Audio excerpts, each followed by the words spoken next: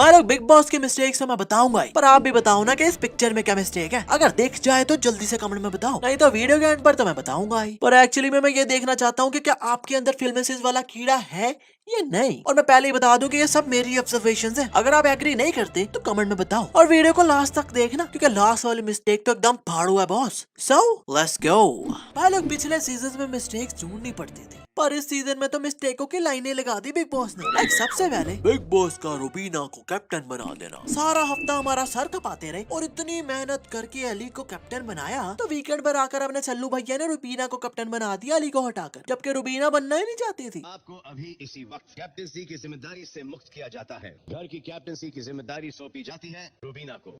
और राहुल कह भी रहा है कि मैं अपनी कमर टूटी लेके भागा, इसके लिए पता तो भागता ही नहीं। और एक और बात, पर सल्लू भाई ने इसे कोई भाव ही नहीं दिया। सर मैं क्या इतना बुरा हूँ मैं माँ?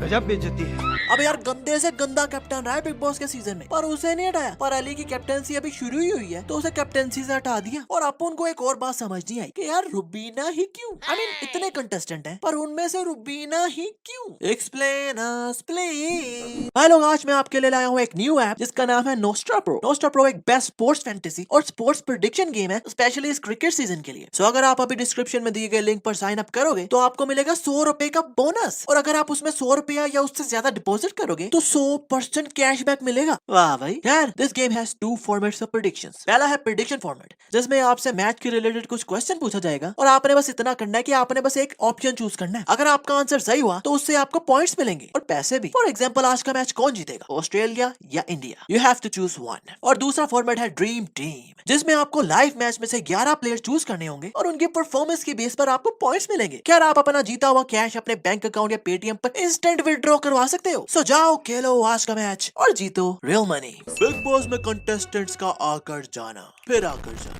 फिर आकर जाना, फिर आकर जाना। ओ भाई, पहले के सीजन्स में कंटेस्टेंट मरने वाले हो जाते थे कि मुझे अपने घर जाना है। मुझे घर जाना है। मुझे अपने घर जाना है।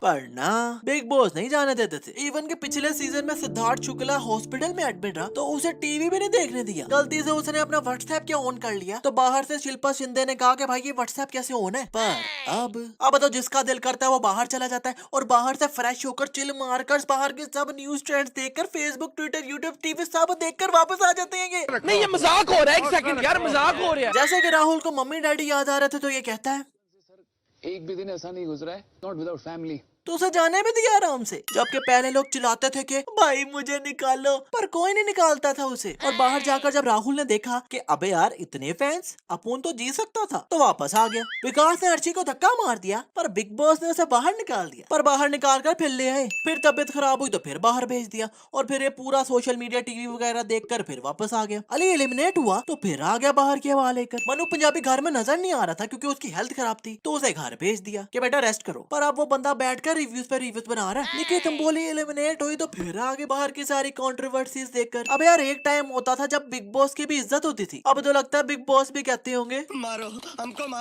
हमको जिंदा मत छोड़ो सालो। हम कोई मंदिर का घंटा है कि कोई भी आके बजा जाता है। रुबीना, अभिनव, अली और जैस्मीन को नॉमिनेशन में डालना। बिग बॉस ने इन चारों को नॉमिनेट कर दिया और रीजन क्या बताया? पहले बिग बॉस को देखने को मिला, 2 दिन पहले बिग बॉस को देखने को मिला। अली, अभिनव, जैस्मिन और रुबीना ने साथ मिलकर न सिर्फ इस हफ्ते के नॉमिनेशंस की प्लानिंग कर ली बल्कि आने वाले हफ्तों की भी। चारों सदस्य को इस हफ्ते घर से बेघर होने के लिए नॉमिनेट किया जाता है। अब यार 2 दिन पहले क्या पिछले 7 दिनों में हमें कोई ऐसा क्लिप नहीं दिखा जहां ये चारों नॉमिनेशन डिस्कस कर रहे हो। और वीकेंड पर ये टॉपिक आया तो सल्लू भाई ने ऐसे ऐसे बातें करके बात ही घुमा दी। बातें हुई हैं, ये सब बातें हुई और बाद में वो इतनी बातें होती हैं घर के अंदर कि भूल जाते हो, स्पेशली इंपॉर्टेंट बातें भूल जाते हो। तो ये आपने कहा है, अच्छा कहा है आपने, ये कोई बाप के आप कह रहे हो तो खाओ, कोई बाप के आप कह रहे हो तो खाओ।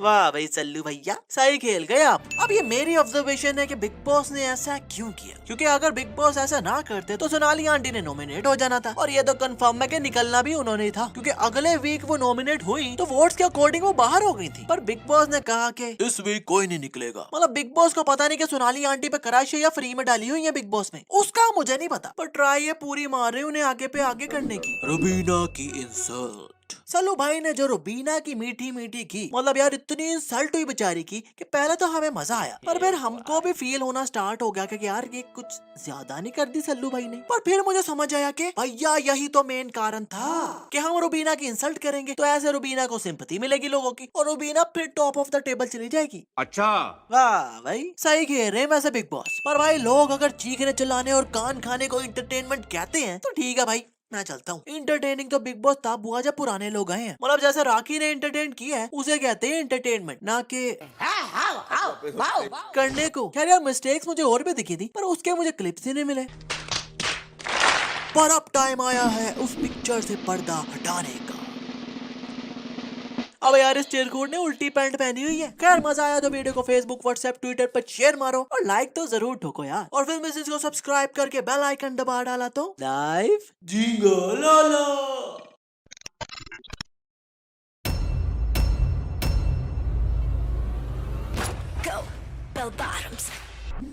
भाई लोग बेल बॉटम की मिस्टेक्स मैं बताता हूँ, पर सबसे पहले मैंने आपका फिल्मी सिंस वाला कीड़ा चेक करना है। आप मुझे बताओ कि इस पिक्चर में क्या मिस्टेक है, गौर से देखो और कमेंट में बताओ। और अगर तब भी ना दिखे तो इस वीडियो को एंड तक देखना, क्योंकि इसका राज मैं वीडियो के एंड पर ही फाश करूंगा। और हाँ भाई, अगर तेरे यार ने हंस लिया हो तो बारिश बंद करवा दे अब। इस सीन में जब ये लोग आ रहे हैं तो ये गाड़ी एकदम लाइन के ऊपर खड़ी हुई है। अक्षय पाजी पास से गुजर रहे हैं तब भी ऊपर ही है लाइन के, पर जैसे कैमरा फ्रंट से दिखाता है तो ये गाड़ी तो इस लाइन से इतना दूर खड़ी है। जादू अभी नहीं, क्योंकि भाई अब बहुत बड़ा जादू होने वाला है, क्योंकि यहाँ अक्षय पाजी के पीछे कुछ भी नहीं है। पर जब मैंने टीजर देखा तो इनके पीछे तो इतना बड़ा प्लेन खड़ा था, मतलब पूरे का पूरा प्लेन ही गायब कर दिया इन्होंने इस मूवी में।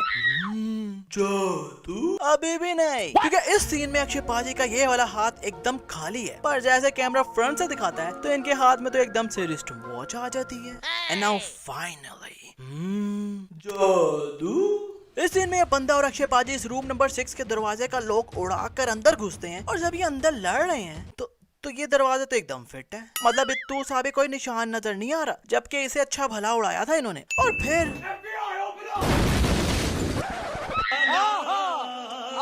अबे यार वो तो सही है कि बंदा एक टेररिस्ट है, पर literally I can feel the pain bro. I mean इसकी शक्ल देखकर लग रहा है कि 3-4 दिनों से इसे टट्टी नहीं आई होगी। जोर भी लगाता होगा तो बस हवा ही निकलती होगी, जिससे ये सिर्फ मोमबत्तियां ही बुझाता होगा। और आज ये फाइनली हगने बैठा ही होगा कि अक्षय पाजी ने छापा मार दिया।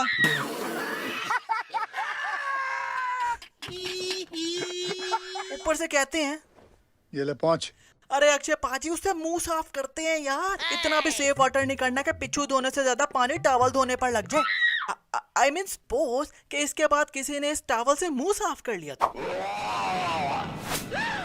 भाई लोग इस फिल्म में स्टोरी 1984 की चल रही है। हर जगह पुरानी गाड़ियों और पुरानी चीजों को यूज किया हुआ इन्होंने, जो कि 1984 में थी। पर इस सीन में अक्षय पाजी के पीछे मर्सिडीज बेंज का न्यू मॉडल चलता नजर आ रहा है।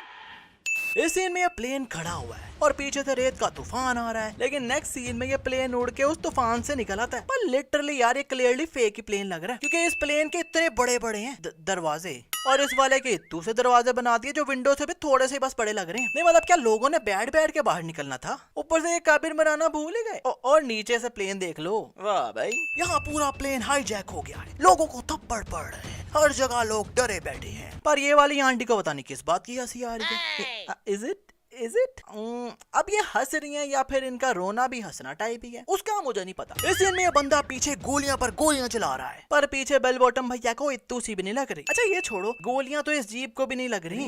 अच्छा भाई लोग, स्टोरी इस मूवी में 1984 की दिखाई हुई है, पर रिपोर्टर ने कैमरा आज वाला ही पकड़ा हुआ है। नहीं मतलब पहले ऐसे कैमरास होते ही नहीं थे भाई। और इस सीन में पुराना लंदन दिखाया हुआ है। अब यार मान लिया हमने कि ये लंदन ही है, पर इन अंग्रेजों के हाथ में ये फ्लैग्स पकड़ाने लाजमी थे क्या रे बाबा?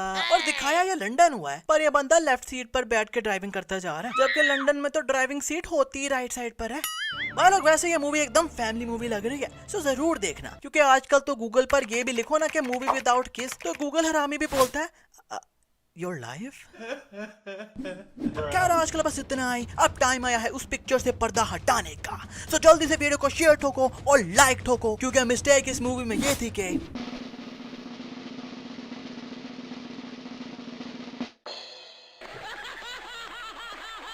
समझ रहे हो? समझ रहे हो?